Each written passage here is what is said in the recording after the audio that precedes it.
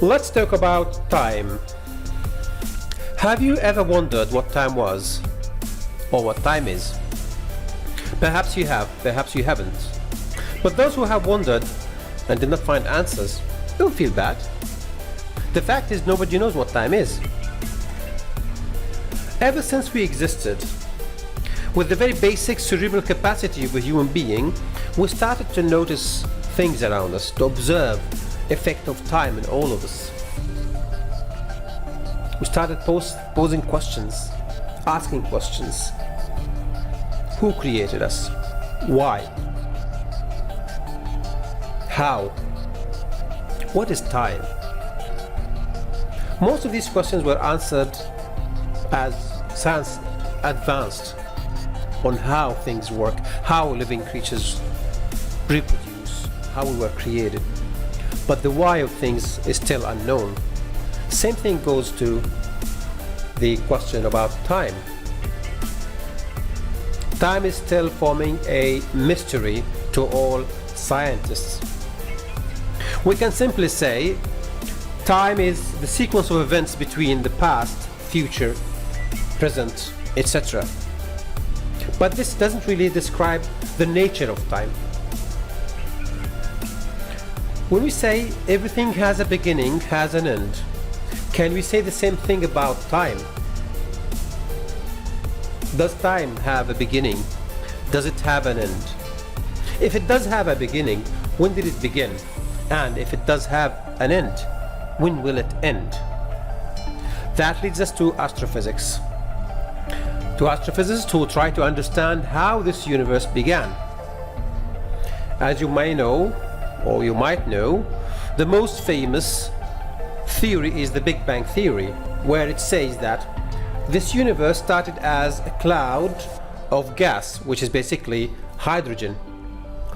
By the effect of gravity, this swirling gas started generating heat and pressure, and because of the immense heat and pressure, it ignited the first nucleus of this existence, as a Big Bang Theory says. Now the question is, if we're talking about the Big Bang as a beginning of the universe, what was before the Big Bang?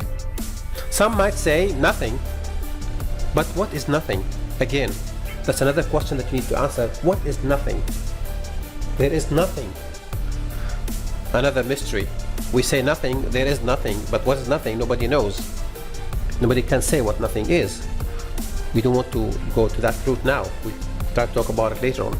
But when we say there was a cloud, and that was the beginning of space, or place, let's say, I'd say no, it wasn't, because that cloud itself was in a space. The space that was the cloud in. At that time, when the cloud was there, it was the time before time. So the question is, was there a time before time? So was there time before the time existed? We say, for example, when time wasn't there. So when itself is a time question, and where the cloud was is a space. So we go again, it's like the chicken egg story, but in a bigger scale. Which began first, time or space? If time, but there was time before time, and space, there was space before space. The space of the cloud. So the cloud did not come from nothing. Again, what is nothing? Nobody knows. Perhaps you see that there are many philosophical questions in nature, but in fact they are like very scientific questions that we, or humans, try to understand. Unless we go search in the universe, try to understand how God created things, we will never know.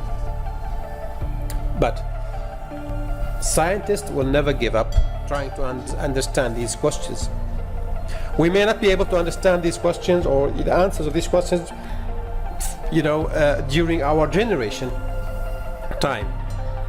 Perhaps the next generations, my son, grandsons, generations, might be able to understand. You might have seen the James Webb Telescope new image of the universe, trying to uncover the deepest corners, the deepest spaces of this universe is a key factor of understanding the origin of this universe. But the question again comes, when will this happen? Not in the near future, I believe.